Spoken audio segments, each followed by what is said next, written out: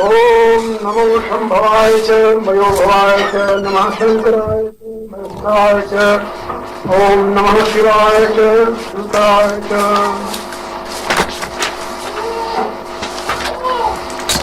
मेरी प्रिय आत्माओं, भगवान भूत भावन भूतेश्वर के परम पावन करुणारविंद में नतमस्तक होते हुए हम आप सभी उनके कृपा के पात्र बने और उनकी अनंत महिमा का श्रवण करते हुए उनके यथार्थ स्वरूप को जाने, यही प्रयोजन है इस शिव पुराण ज्ञान महायज्ञ का। हमारे यहाँ हिंदू सनातन धर्म में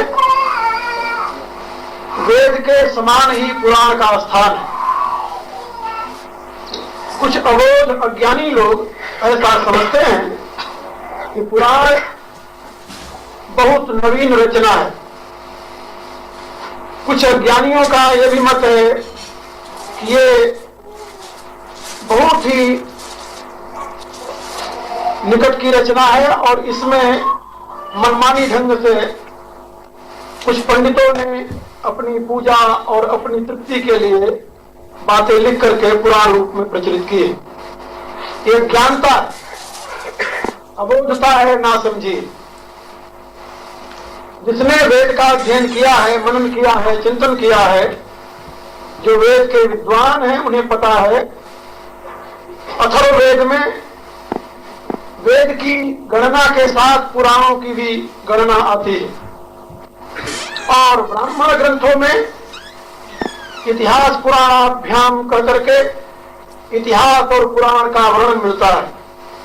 इतना ही नहीं, बल्कि विद्वानों की राय है कि वेदार्थ को प्रकाशित करने के लिए जैसे और जितने प्राचीनतम ग्रंथ वेद हैं, उतने ही प्राचीनतम ग्रंथ पुराण। शिव पुराण के प्रारंभ में ही बल्कि यहां तक बात बताई गई है कि ये महापुराण सृष्टि के आदिकर्ता ब्रह्मा ने सर्वप्रथम तत्व विज्ञान का बोध कराने के लिए ऋषियों को दिया। इसी प्रसंग में एक और बात बताई गई है कि भगवान महेश्वर शतकोटि लक्ष श्लोक का महाशिव पुराण रच करके देवताओं मनुष्यों में वितरण किया। उसमें से 1 लक्ष श्लोकों से युक्त शिव पुराण इस पृथ्वी पर प्रचलित था।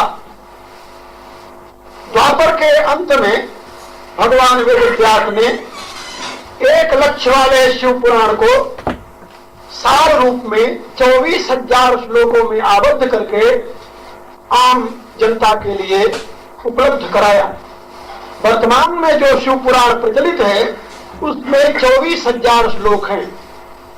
24,000 श्लोकों में परमात्मा के 5 प्रकार की लीलाओं का वर्णन है। परमात्मा की 5 प्रकार की लीलाएं कौन सी हैं? सृष्टि, पालन, संहार, तिरोभाव और अनुग्रह। ये परमात्मा की 5 लीलाएं हैं। सृष्टि क्या है आप लोग अच्छी प्रकार से जानते हैं, उसकी व्याख्या करने की जरूरत नहीं। महतत्व से लेकर के इस कीट पर्यंत जो क्रम चलता है उसको सृष्टि कहते हैं। इस सृष्टि के 2 भेद हैं, सर्ग और विसर्ग। सर्ग सृष्टि वह है जिसमें प्राकृतिक विकास होता है, जैसे महतत्व से अहंकार, अहंकार से पंच गुणात्मक और पंच ज्ञानात्मक व कर्मात्मक व ज्ञानात्मक इंद्रियां, 10 इंद्रियां, पंच तन्मात्राएं, शब्द स्पर्श रूप रस गंध और इनके स्थूल रूप 5 महाभूत और 1 मन, ये सब उसी क्रम से प्रकट होते हैं। पहले अव्यक्त प्रकृति महतत्व रूप में प्रकट होती है और उस महतत्व में बोध का उदय होता है। बोध में अहम वृत्ति का जागरण होता है। उस अहम वृत्ति से संकल्प का उदय होता है जिसको मन कहते हैं, और उसी अहम वृत्ति से मन के संकल्प द्वारा परमात्मा के विराट पुरुष के संकल्प द्वारा पंच गुणात्मक और पंच ज्ञानात्मक ये 10 प्रकार की इंद्रियां प्रकट होती हैं, जिसको आप लोग ज्ञान इंद्रिय और कर्म इंद्रिय कहते हैं। और उस ज्ञान इंद्रिय और कर्म इंद्रिय के 5 विषय प्रकट होते हैं, जिसको शब्द स्पर्श रूप रस गंध कहा जाता है। और उन्हीं 5 विषयों से स्थूल रूप में शब्द से आकाश, स्पर्श से वायु, रूप से अग्नि, रस से जल और गंध से पृथ्वी का आविर्भाव होता है।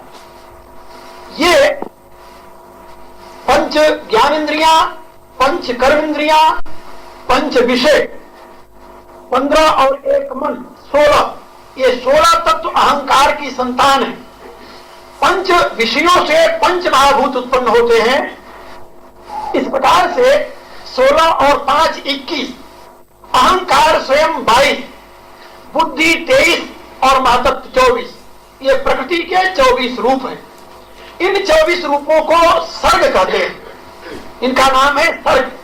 अब इस सर्ग के बाद फिर शुरू होता है विसर्ग। विसर्ग का अभिप्राय क्या होता है? जब ये सारा दृश्य तैयार हो जाता है, अब इसमें जैवी सृष्टि का विकास होता है। जैवी सृष्टि माने जीव सृष्टि। फिर उसमें सर्वप्रथम वनस्पतियां उदय होती हैं। वनस्पतियों से फिर बाद में आगे औषधियां बनने लगती हैं। औषधि और वनस्पति के संयोग के पश्चात उनके मंथन से फिर रस का आविर्भाव होता है, जिसमें से जीव प्रकट होने लगता है। जीव का क्रमिक रूप से आविर्भाव होता है। जैसे जैसे विशुद्ध चित्त का निर्माण होता है प्रकृति में, वैसे वैसे जीवों का विकास होता है। जैविक सृष्टि में पहले जल सृष्टि होती है, जिसको मैंने भी बताया आपको वनस्पति और औषधि रूप में। उसके बाद में फिर कृमि सृष्टि प्रारंभ हो जाती है। आप लोगों ने देखा होगा, आप फल को रखिए, उसमें आपको कोई जंतु कहीं नहीं दिखाई देगा, लेकिन वही फल थोड़े दिन बाद जब सड़ने लगेगा तो उसमें एक रेंगने वाला कीड़ा आपको दिखाई देगा। तो रेंगने वाला जो कीड़ा है, कृमि है, वो उस तत्व से ही प्रकट हुआ है। उससे पहले भी उसी में था वो, तो कहीं बाहर से उसमें नहीं घुस गया। फल के अंदर जो कीड़ा आपको मिलेगा, अन्न के अंदर जो कीड़ा आपको मिलेगा, किसी भी खाद्य पदार्थ के अंदर जो कीड़ा पैदा हो जाता है, उसी पदार्थ से पैदा होता है। लेकिन उस पदार्थ की वो विकसित अवस्था हो जाती है, वो डेवलपमेंट होती है उसकी, तभी उसमें से वो पदार्थ पैदा हो जाता है, यानी वो जंतु पैदा हो जाता है। इसलिए जब सृष्टि के पश्चात कृमि सृष्टि का क्रम आता है। कृमि सृष्टि के पश्चात फिर आपको एक और प्रकार की सृष्टि मिलेगी, जिसके पंख होते हैं, जो उड़ने लगता है। और उसी में एक दूसरे प्रकार की सृष्टि मिलेगी, जो केवल चलते हैं, जिनके पांव नहीं होते। ये 2 प्रकार की सृष्टियां मिलती हैं, एक पांव वाले और दूसरे बिना पांव के। जो बिना पांव के हैं उनको सरीसृप कहते हैं, जो पांव वाले हैं उनको कृमि कहते हैं, कीड़े कहते हैं, मकोड़े कहते हैं। और इन दोनों के पश्चात जो उड़ने वाले तत्व हैं, उनके आगे चल करके उड़ने वालों में ही और विकसित जब होते हैं उसी क्रम में, तो स्तनपायी जीव पैदा होते हैं। पहले तो पक्षी होते हैं, फिर स्तनपायी जीव पैदा होते हैं। उसमें कुछ जीव ऐसे होते हैं जो उड़ते भी हैं और स्तन भी उनके होता है, जिससे दूध पिलाते हैं बच्चों को। ऐसा भी होता है, पक्षियों में भी होते हैं ऐसे। उनकी संज्ञा फिर आगे चल करके पशु हो जाती है। और उन पशुओं से भी आगे जब सृष्टि इस योग्य होती है कि वहां पर पशुओं से भी उन्नत चेतन प्रकट हो, उस अवस्था में वहां पर मनुष्य की उत्पत्ति होती है। ये जो मैंने आपको 5 प्रकार की सृष्टि बताई है मनुष्य से पूर्व की, ये भी उसी प्राकृतिक विकास विसर्ग में आते हैं। और बाद में जब मानवीय सृष्टि होती है तो विसर्ग की पूर्ति हो जाती है, यानी मानवीय सृष्टि तक विसर्ग है, ऐसे समझ लें। मानवीय सृष्टि के परे और कोई विसर्ग नहीं है। देवी सृष्टि जो है वो दिव्य है, वो इस क्रम में नहीं चलती, वो दिव्य होती है, विशुद्ध होती है, वो संकल्पात्मक सृष्टि होती है। इसलिए विसर्ग का और सर्ग का जो क्रम है वो जैसे मैंने आपको बताया, ईश्वर से लेकर के पृथ्वी पर्यंत सर्ग, और पृथ्वी और जल और वायु आकाश आदि के संयोग से जो जीव पैदा होते हैं उनको कहते हैं विसर्ग। तो सर्ग और विसर्ग सृष्टि के दो रूप हैं, और सृष्टि की स्थिति जो है उसको पालन कहते हैं। ये परमात्मा का दूसरा काम, पहला काम परमात्मा का सृष्टि है, सर्ग और विसर्ग दो रूपों में। दूसरा काम उनकी स्थिति है, उनका पालन है। ये परमात्मा की अनुकंपा से, परमात्मा की कृपा से ही इस सृष्टि का पालन होता है। ये सृष्टि स्थिर होती है, इसमें जीव जीवित रहते हैं और उस विकास की दिशा में चलते हैं। आप लोग जानते हैं हर एक जीव विकास की दिशा में चल रहा है। वो जो एक सेल का प्राणी अमीबा है, अमीबा जो बहुत सूक्ष्मतम जीव है, उससे और सूक्ष्म जीव की कल्पना नहीं है। एक सेल का प्राणी जो अमीबा है वो भी उसी विकास की लाइन में खड़ा हुआ है, वो भी विकास की दिशा में जा रहा है। एक बात और यहां पर आप लोगों को समझा दो, विकासवाद पश्चिम के वैज्ञानिकों ने भी स्वीकार किया, उसमें डार्विन हुआ है, उसने एक थ्योरी दी है विकासवाद की। लेकिन यहां पर मैं इसलिए आप लोगों को सावधान कर रहा हूं कि वैदिक विकासवाद और डार्विन के विकासवाद में अंतर है। वैदिक विकासवाद चित्त का विकास है, डार्विन का विकासवाद शरीर का विकास है। इन दोनों में महान अंतर है। और दर्शन शास्त्र कहता है, वैदिक विज्ञान कहता है कि जीवन का स्रोत शरीर नहीं है, चित्त है। जीवन शरीर से नहीं निर्मित होता, चित्त से निर्मित होता है। चित्त वहां कारण होता है, शरीर कारण नहीं होता, शरीर तो माध्यम होता है।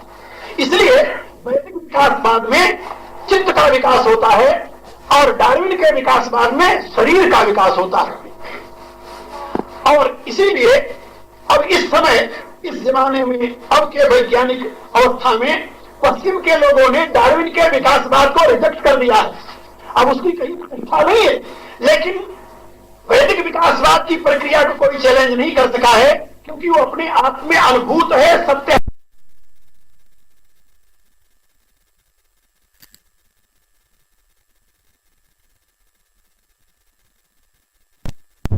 जा रहा था कि वैदिक विकासवाद की प्रक्रिया में जो देवी सृष्टि का विकास है वो चित्त के स्तर पर है। मनुष्य तक सृष्टि प्राकृतिक नियमानुसार विकसित होती है और हर एक जीव अपनी अवस्था से आगे बढ़ता हुआ उसी स्थिति में जा रहा है जहां मनुष्यत्व की प्राप्ति हो। एक सेल का प्राणी अमीबा भी एक दिन मनुष्य बनेगा। कब बनेगा अभी इसके लिए कोई निश्चित तिथि नहीं बताई जा सकती, लेकिन वो विकास के क्रम में अमीबा से ही मनुष्य बन जाएगा ऐसी बात नहीं है। वो परिवर्तित होता हुआ उसके चित्त का विकास होता जाएगा और एक अवस्था चित्त की ऐसी आएगी जब वो अनंत शेर वाला मनुष्य बनकर के तैयार हो जाएगा। ये जो विकास की प्रक्रिया है जीव मात्र की है। हमारे यहाँ दर्शन शास्त्र में भी बताया गया है कि सृष्टि का प्रयोजन ही जीव का कल्याण है। सृष्टि का जो प्रयोजन है वह जीव का कल्याण है। लेकिन इससे भी ऊंची एक और फिलॉसफी है, योग दर्शन में बताया गया, स्व स्वामी शक्ति और उपलब्धि हेतु संयोग। उसमें बताया गया कि देवी सृष्टि या सृष्टि जो स्वर्ग और विसर्ग है, इसका प्रयोजन है, क्या प्रयोजन है? कहा स्वामी की शक्ति का अवबोध कराना। प्रकृति स्वयं अपनी शक्ति और अपने स्वामी की शक्ति को प्रकट करने के लिए सृष्टि करती है। यदि सृष्टि न हो तो न तो ईश्वर का बोध हो, न ईश्वर की शक्ति का बोध हो। इसलिए स्व स्वामी शक्ति उपलब्धि हेतु संयोग, अपने और अपने स्वामी की शक्ति को प्रकट करने के लिए वो महामाया उस ब्रह्म के साथ युक्त होकर के अनंत ब्रह्मांड की रचना करती है। इसीलिए ऋग्वेद, यजुर्वेद आदि वेदों में जो पुरुष सूक्त है वो हमें ये बताता है, एतावानस्य महिमा तो जानास्य पूर्व। ये जो कुछ हम देख रहे हैं परमात्मा परमेश्वर की महिमा मात्र है। परमेश्वर की महिमा को प्रकट करने के लिए ये सृष्टि है और इसका कोई दूसरा प्रयोजन नहीं है। तो मैं आप लोगों से बता रहा था कि महेश्वर के जो 5 कार्य है उसमें एक सृष्टि है और दूसरा पालन है। पालन भी महेश्वर की कृपा से होता है। उपनिषद कहती है ये तो आईमान भूतान जानते ये न जाता न जीवन। जिससे सृष्टि प्रकट होती है उसी से बढ़ती है। प्रकट करने वाला कोई और है, पालने वाला कोई और नहीं है। वही प्रकट करने वाला है, वही पालने वाला है, वही संवरण करने वाला है, लय करने वाला भी वही है, प्रलय करने वाला भी वही है। आप कहेंगे नहीं, हमारे ग्रंथों में तो लिखा है ब्रह्मा सृष्टि करता है, विष्णु पालन करता है, शिव संहार करता है। ये तीन नाम एक ही परमात्मा के तीन कार्य के नाते पड़े। ये बात समझे? फिर इसको समझ लो, एक ही परमात्मा के तीन नाम, किस लिए? तीन प्रकार की क्रियाओं के नाते। एकम सद विप्रा बहुधा वदंती, ये ऋग्वेद की घोषणा है। सत्य एक है, अनेक नामों से उसे विद्वान लोग, योगी लोग, यति लोग, ऋषि लोग पुकारते हैं। तो परमात्मा एक है, तीन नहीं है। त्रिविध उसके कार्य, क्योंकि वह एक परमात्मा तीन गुणों के माध्यम से अपनी शक्ति को प्रकाशित करता है। तीन गुणों के माध्यम से अपनी शक्ति को प्रकाशित करता है। सृष्टि का काम ये रजोगुण का कार्य है, सृष्टि की स्थिति ये सतोगुण का कार्य है, सृष्टि का लय ये तमोगुण का कार्य है। इसलिए जब वह परमात्मा शक्ति रजोगुण से युक्त होती है तो उसको हम ब्रह्मा कहते हैं।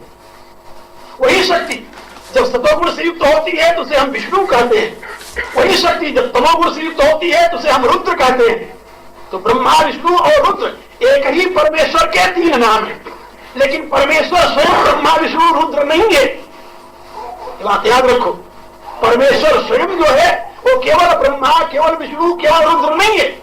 उस परमेश्वर की सृष्टि में अनंत ब्रह्मा, अनंत विष्णु, अनंत रुद्र है, जिनकी गणना नहीं की जा सकती। इसीलिए कुछ लोगों को यह भ्रम होता है कि हमारे यहाँ जितने पुराण हैं उन पुराणों में अलग अलग भगवान की महिमा गाई गई है। जैसे हम इस समय शिव पुराण की व्याख्या कर रहे हैं, शिव पुराण में भगवान शिव की महिमा है, विष्णु पुराण में भगवान विष्णु की महिमा है, देवी भागवत में भगवती देवी की महिमा है। इसी प्रकार से जितने भिन्न भिन्न पुराण हैं उनमें सब अलग अलग नामों से परमात्मा की महिमा है। तो एक परमात्मा यदि है तो अनेक नामों से उसकी महिमा क्यों गाई जाती है, अनेक रूपों में? इसको समझो, यही समझना है। वेद और वेदांत का रहस्य यही है जिसका प्रतिपादन पुराण कर रहे हैं। इनको समझाने के लिए परमात्मा की त्रिविध शक्ति जब भिन्न भिन्न गुणों के माध्यम से प्रकट होती है तो उसके भिन्न भिन्न नाम तो होते हैं, लेकिन शक्तिमान एक होता है। वही शक्तिमान शिव पुराण में शिव नाम से कहा गया है, वही शक्तिमान विष्णु पुराण में विष्णु नाम से कहा गया है, वही शक्तिमान ब्रह्मांड पुराण में ब्रह्मा नाम से कहा गया है, वही यानी शक्तिमान श्रीमद् भागवत में कृष्ण नाम से, वासुदेव नाम से कहा गया है, वही शक्तिमान रामायण में राम नाम से कहा गया है। देवी भागवत में उसी शक्तिमान को दुर्गा कहते हैं, गणेश पुराण में उसी शक्तिमान को गणेश कहते हैं, सूर्य पुराण में उसी शक्तिमान को सूर्य कहते हैं। यानी अनेक नामों से एक ही शक्तिमान का वर्णन मिलता है। इसलिए आप लोग मनन करते हुए एक परमेश्वर किस प्रकार से अनंत रूपों में प्रकट होता है, वह किस प्रकार से अनेक प्रकार की महिमा करता है, अनेक प्रकार की महिमा का विस्तार करता है, इसको सुनो और समझो। सनातन धर्म में कहीं भ्रम नहीं है, सनातन धर्म में कहीं भेद नहीं है, सनातन धर्म में कहीं अज्ञान के लिए स्थान नहीं है, न वहां अंधविश्वास के लिए कोई गुंजाइश है। मैं पहले भी आप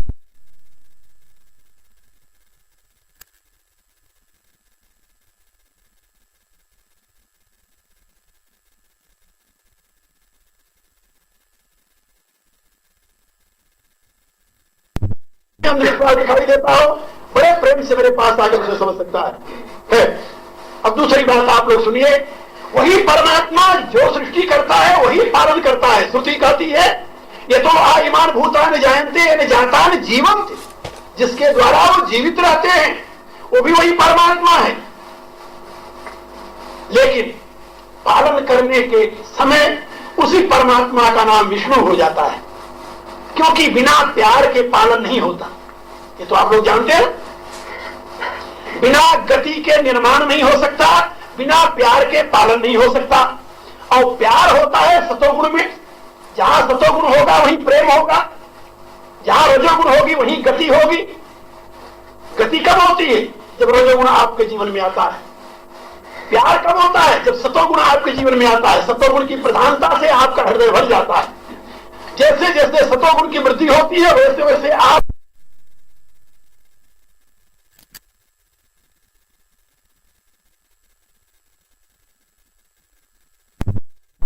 समाज के लिए होने लगे।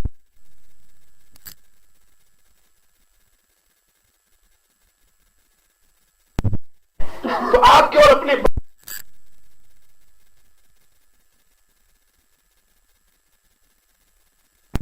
की चिंता करेंगे, वही सतोगुण थोड़ा बढ़ जाए तो आप केवल बच्चे की चिंता नहीं करेंगे, जितने बच्चे देखेंगे सब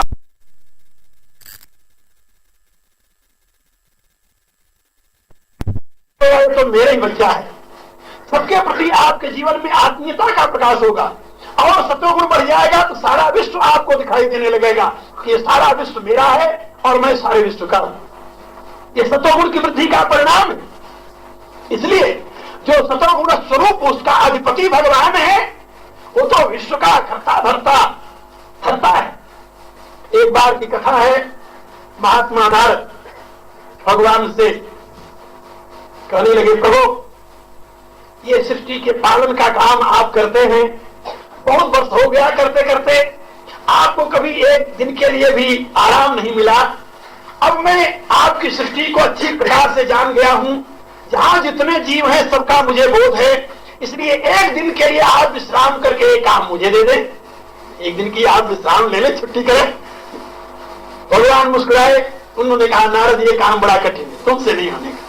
कहा नहीं प्रभु, मेरे से क्यों नहीं होगा, मैं जरूर करूंगा, मेरे ऊपर दया करके एक दिन का भार हमारे ऊपर दे। भगवान मुस्कुराते हुए ये वस्तु कहा, उस दिन की यानी पालन की ड्यूटी जो थी, पालन का कार्य महात्मा नारद के जिम्मे आया। नारद ध्यानस्थ होकर बैठ गए, सृष्टि के समस्त प्राणियों को देखने लगे, जो प्राणी जहां है उसको तुरंत उसके लिए आहार की व्यवस्था की। लेकिन उस सृष्टि में एक ऐसा व्यक्ति था जिसका नियम था सवेरे उठ करके भगवान को गाली देना शुरू करना और शाम तक जब तक नींद ना आवे तब तक गाली देते रहना। जब ध्यान अवस्था में नारद की वृत्ति वहां पहुंची, उसको देखा, अरे कहा तो दुष्ट है, ये दुष्ट है, इसको दंड मिलना चाहिए। दंड के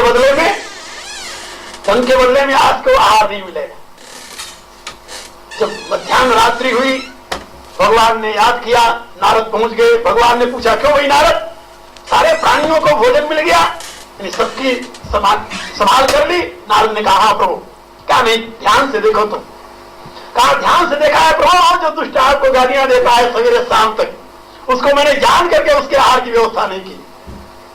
भगवान ने कहा, नारद उसको सबसे पहले करनी चाहिए। क्यों, कारण क्या?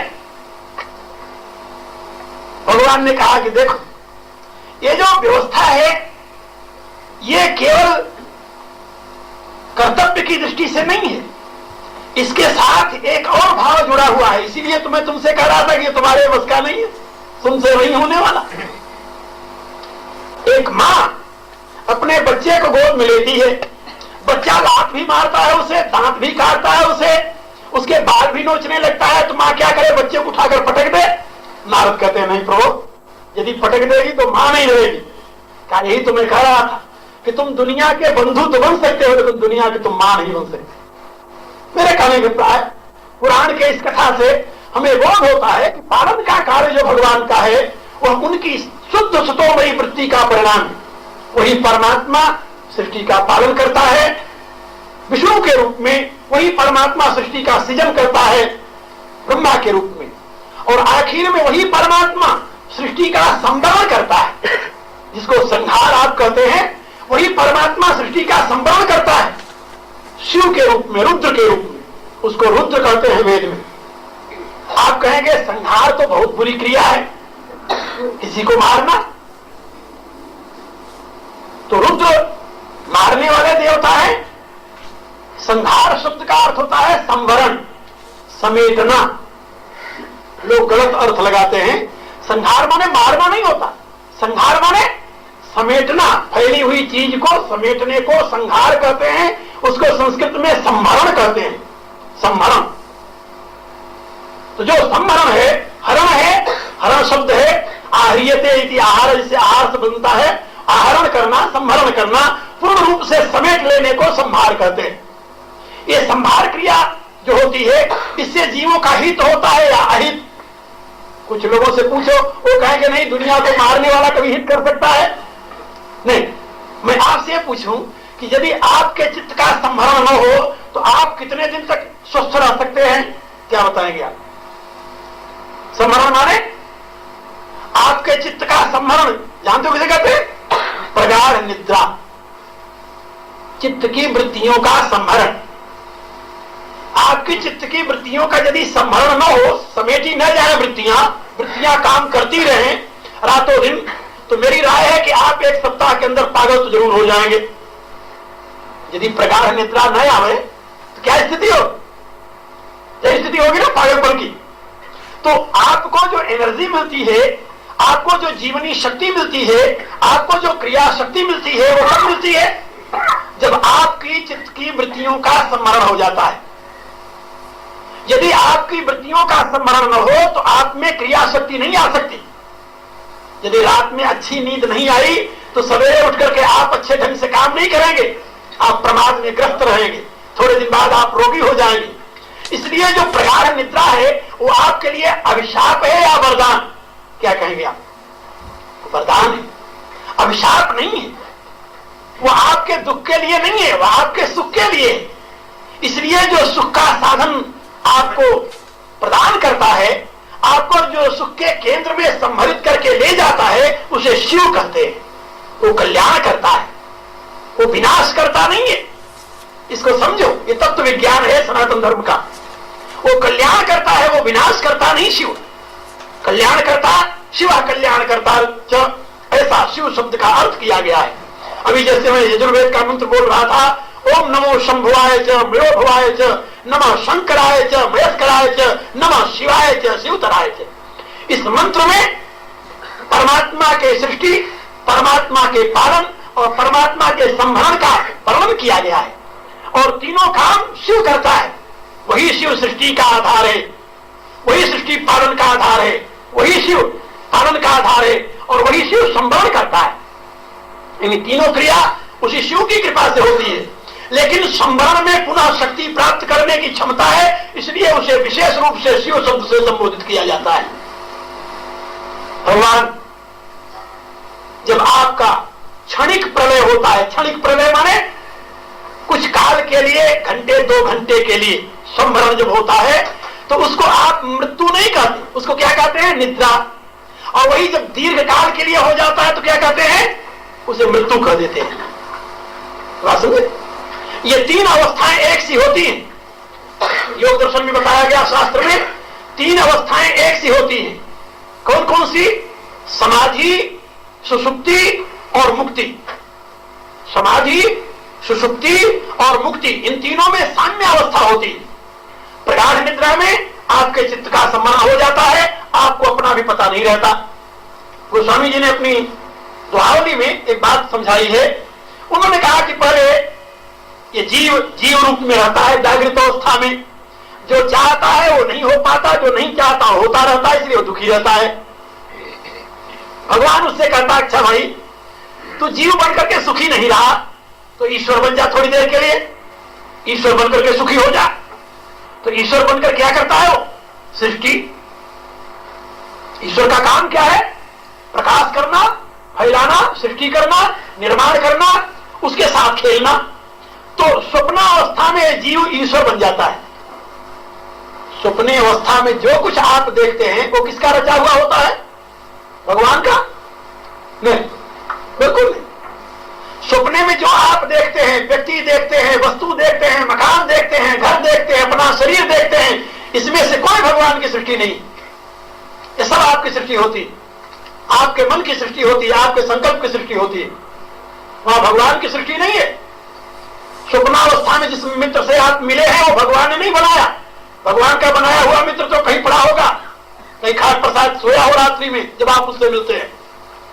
स्वप्नावस्था में जिस शेर को देकर के आप डर गए, वो शेर भगवान ने नहीं बनाया, वो आपके मन ने बनाया।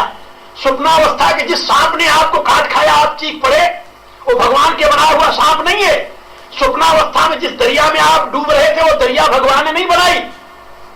बात समझ रहे? यानी स्वप्नावस्था में जो आप सुख ले रहे थे वो भी आपने बनाया, जो दुख ले रहे थे वो भी आपने बनाया। लेकिन हाय रे गरीब जीव बेचारा, उसे सृष्टि करते नहीं बनता।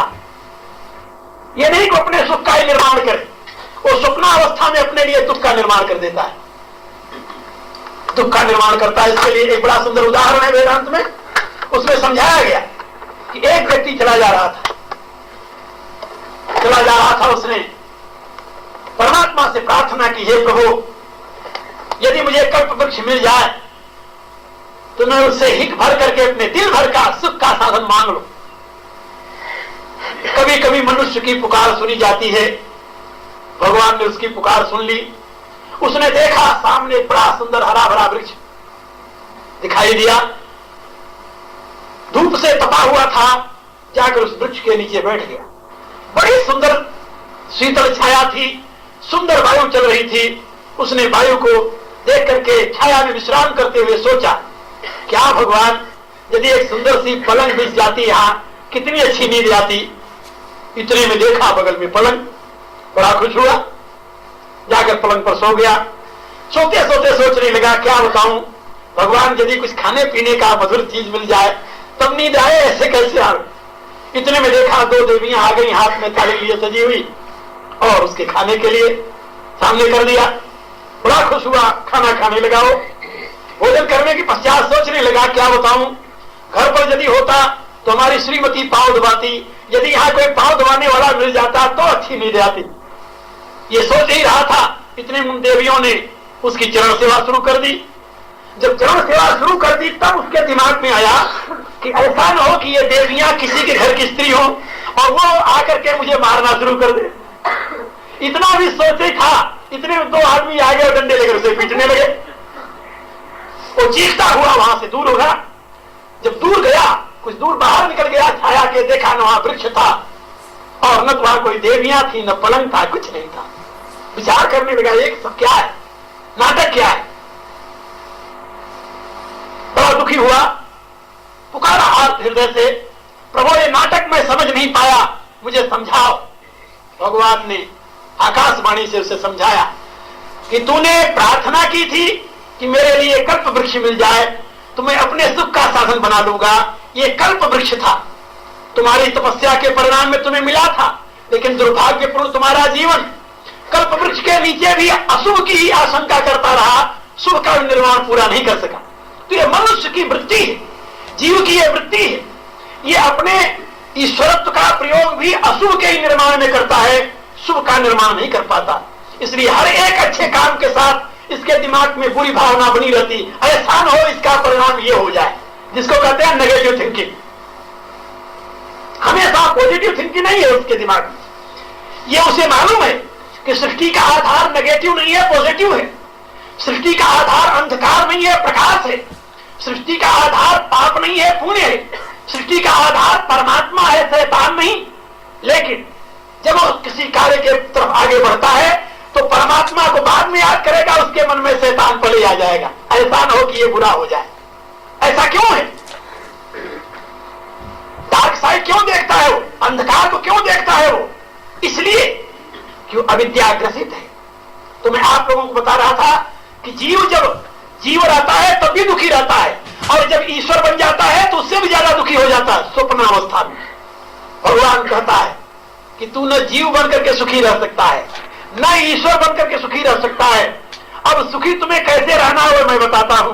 उस समय वह महामाया अपने आवरण का प्रसार करती है और उसके उस ईश्वरत्व को छीन करके, जीवत्व को छीन करके उसे घोर सुषुप्ति में डाल देती है। घोर सुषुप्ति में, जिसे प्रगाढ़ निद्रा आप कहते हैं। प्रगाढ़ निद्रा में जब जीव पहुंच जाता है, जब उसे अपना बोध नहीं होता, वहां अपना विभान नहीं होता, उस समय उसे सुख की अनुभूति होती है। जब प्रगाढ़ निद्रा से वो जागता है तो क्या कहता है, वाह कितने आनंद की नींद आई, बड़ा आनंद आया आज। आनंद किसको आया? मुझे आया, तू आया।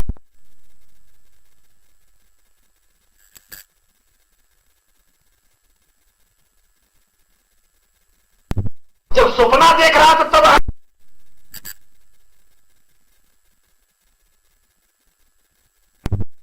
आनंद आया।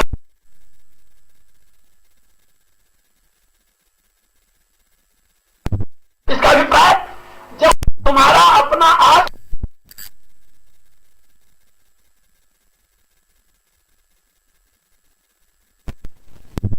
समय तुम्हें आनंद आया?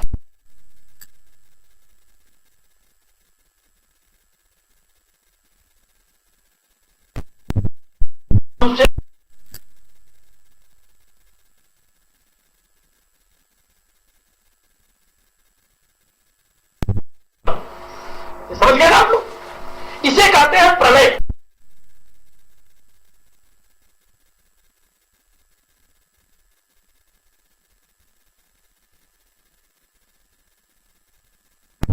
प्रकार निद्रा आनंद देता है वही शिव है, वही शिव है। वो संहार करता है, संवरण करता है।